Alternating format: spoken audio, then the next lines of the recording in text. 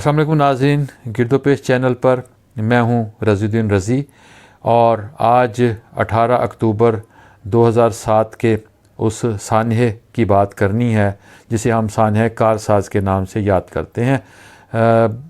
یہ وہ دن تھا جب کراچی میں کارساز کے مقام پر محترمہ بے نظیر بھٹو کے قافلے پر خودکش حملہ ہوا تھا، اور اس حملے میں پاکستان پیپلز پارٹی کے 177 کارکن لقمہ اجل بن گئے تھے، 400 کے قریب زخمی ہوئے تھے۔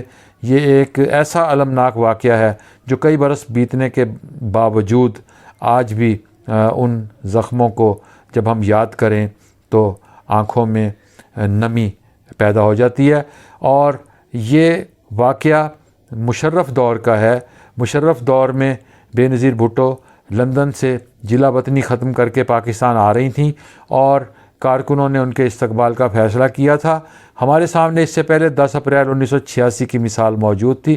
10 اپریل 1986 کو جب محترمہ بے نظیر بھٹو ایک جلا وطنی ختم کر کے لاہور پہنچی تھیں تو لاہور نے انہیں خوش آمدید کہا تھا۔ لاہور میں ایک بہت بڑا استقبال ہوا تھا جسے پاکستان کی تاریخ کا سب سے بڑا استقبال کہا جاتا ہے اب تک کا، جس میں لاکھوں افراد شریک تھے۔ اور بے نظیر بھٹو صاحبہ لندن سے جب پہنچیں، مینار پاکستان پر ایک جلسہ ہوا جس میں انہوں نے بغاوت کا نعرہ بلند کیا تھا اور کہا تھا میں باغی ہوں، میں باغی ہوں۔ اور پھر ہم نے یہ دیکھا تھا کہ وہ جلسہ جو تھا اس کو ایک ان اہم جلسوں اور ان اہم استقبال میں اسے شمار کیا جانے لگا کہ جسے پاکستان میں مائل سٹونز کے حوالے سے، سنگ میل کے حوالے سے یاد کیا جاتا ہے۔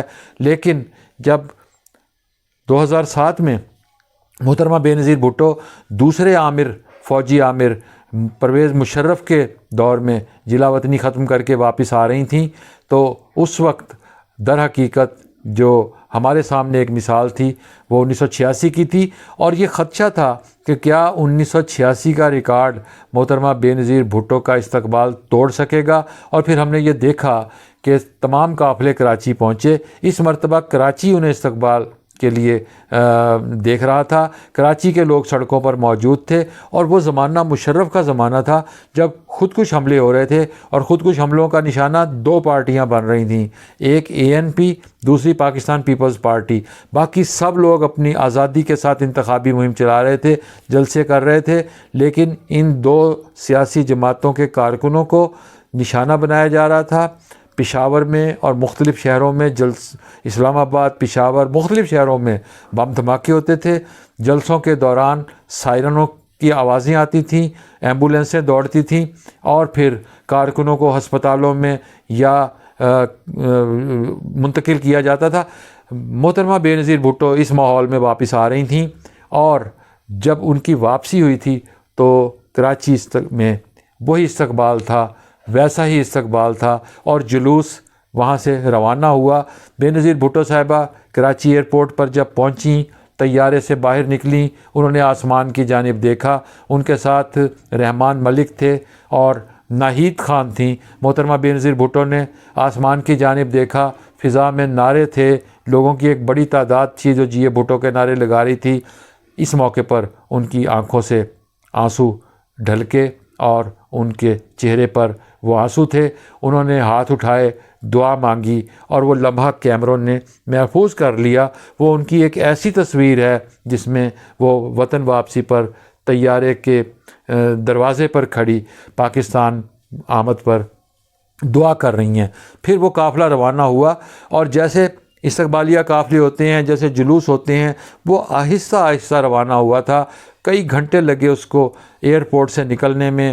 ہم ٹیلی ویژن سکرینوں پر یہ سارے منظر دیکھ رہے تھے، اور مجھے یاد ہے کہ میں بھی پہلے دفتر میں اور اس کے بعد گھر آ کر وہ سارے منظر دیکھتا رہا، اور میں رات گئے تک ان مناظر کو دیکھتا رہا، استقبالیہ ہجوم کو دیکھتا رہا۔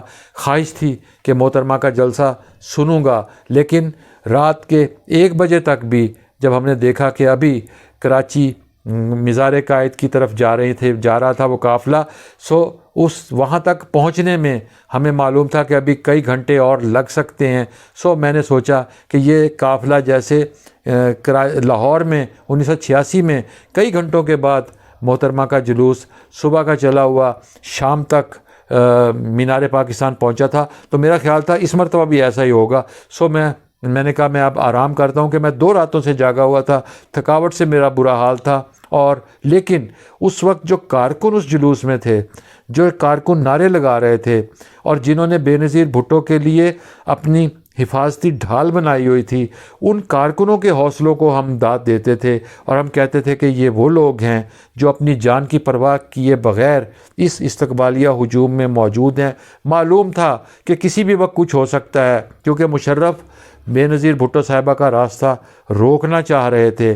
مشرف چاہتے تھے کہ بے نظیر بھٹو وطن واپس نہ آئیں اور محترمہ بے نظیر بھٹو معاہدہ توڑ کر وطن واپس آئی تھیں. ان کو روکنے کے لیے یہ خودکش حملہ ہوا تھا. اور مجھے یاد ہے کہ میں جب 1 بجے کے بعد چلا گیا اور میرے دل میں خدشات تھے اور مجھے یہ ڈر لگ رہا تھا کہ کہیں کوئی سانحہ رونما ہو جائے، اور جب میں صبح اٹھا تو معلوم ہوا کہ رات 1 بجے وہی خدشات درست ثابت ہوئے. صبح جب میں نے اخبار دیکھا تو وہ سیاہ حاشیے کا اخبار تھا جس پر لاشیں تھیں، جس پر کارکنوں کی شہادت کی خبر تھی، لیکن محترمہ بے نظیر بھٹو بال بچ گئی تھیں. انہیں کارکنوں نے اپنی جانیں دے کر بچا لیا تھا. محترمہ بے نظیر بھٹو ایک نڈر اور بہادر لیڈر کی حیثیت سے، بجائے اس کے کہ وہ گھر بیٹھتیں، وہ اگلے ہی روز 2 روز بعد وہ کارکنوں کی عیادت کے لیے ہسپتال پہنچ گئیں. اور وہ جو کارکن زخمی تھے انہوں نے ان کی عیادت کی، جو شہید ہوئے تھے ان کے گھر تعزیت کے لیے گئیں، اور انہوں نے اس دھمکی کے باوجود اپنا سفر بہادری کے ساتھ جاری رکھا. اور پھر ہم نے یہ دیکھا کہ جو 2007 کے اکتوبر میں یہ واقعہ رونما ہوا تھا، اس کے بعد محترمہ بے نظیر بھٹو دسمبر میں دوبارہ دہشت گردی کا نشانہ بنی. 2007 18 اکتوبر کو انہیں وارننگ دی گئی تھی کہ تمہارا انجام یہ ہوگا، لیکن محترمہ بے نظیر بھٹو نے اس وارننگ کو مسترد کر دیا تھا. انہوں نے اپنی انتخابی مہم جاری رکھی تھی، وہ خوفزدہ ہو کر واپس نہیں گئی تھیں. پیغام انہیں یہ دیا گیا تھا کہ تم وطن سے واپس چلی جاؤ، تم جہاں آئی ہو چلی جاؤ، ہمیں تمہاری ضرورت نہیں ہے، اس ملک کو تمہاری ضرورت نہیں ہے. لیکن محترمہ بے نظیر بھٹو نے عامر کی آنکھوں میں آنکھیں ڈال کر حالات کا مقابلہ کرنے کا فیصلہ کیا. وہ انتخابی مہم چلائی، انہوں نے ملتان، مظفر گڑھ سمیت پورے ملک میں انہوں نے دورے کیے. اور پھر دسمبر 2007 میں وہ خود بھی لقمہ اجل بن گئیں. دوسرا حملہ ہوا تھا ان پر جس میں بے نظیر بھٹو شہید ہو گئیں. لیکن اگلی بات جو افسوسناک ہے، جس پر دکھ ہوتا ہے، وہ یہ ہے کہ پیپلز پارٹی ان کی شہادت کے بعد برسر اقتدار آئی. پاکستان پیپلز پارٹی نے اقتدار سنبھالا. آصف زرداری صدر، یوسف رضا گیلانی وزیر اعظم بنے. وہی یوسف رضا گیلانی جو کارساز والے جلوس میں موجود تھے اور جو ٹرک میں محترمہ بے نظیر بھٹو کے ساتھ تھے، اور جن کے سامنے بہت سے کارکن لقمہ اجل بنے تھے، جن کے سامنے لاشیں گری تھیں، جن کے سامنے کارکن بے ہوش ہوئے تھے. پیپلز پارٹی برسر اقتدار آئی، لیکن سانحہ کارساز کے کسی ذمہ دار شخص کے خلاف کوئی کارروائی نہ ہو سکی. پیپلز پارٹی نے ان کارکنوں کو نظر انداز کر دیا. بہت سے لوگ جو زخمی ہو گئے تھے، بہت سے لوگ جو لقمہ اجل بنے تھے، ان کے اہل خانہ راہ تکتے رہ گئے کہ انہیں انصاف ملے گا، لیکن پارٹی نے انہیں انصاف نہیں دیا. بعد میں ہم نے دیکھا کہ ملتان کے بھی جو لوگ اس میں زخمی ہوئے تھے، وہ بھی بعد میں شکوے کرتے رہے کہ ہماری قربانیوں کا کوئی ہمیں ثمر نہیں ملا. پھر پارٹی پر وہی لوگ برسر اقتدار آ گئے جو اقتدار کی غلام گردشوں میں ہمیشہ سے موجود ہوتے ہیں.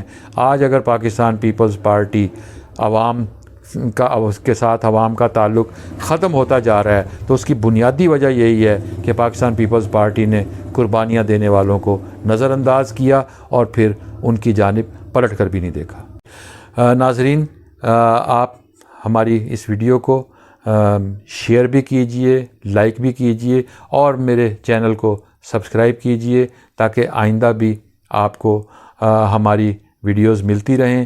آپ نئے موضوع کے ساتھ آپ سے دوبارہ ملاقات ہوگی. خدا حافظ.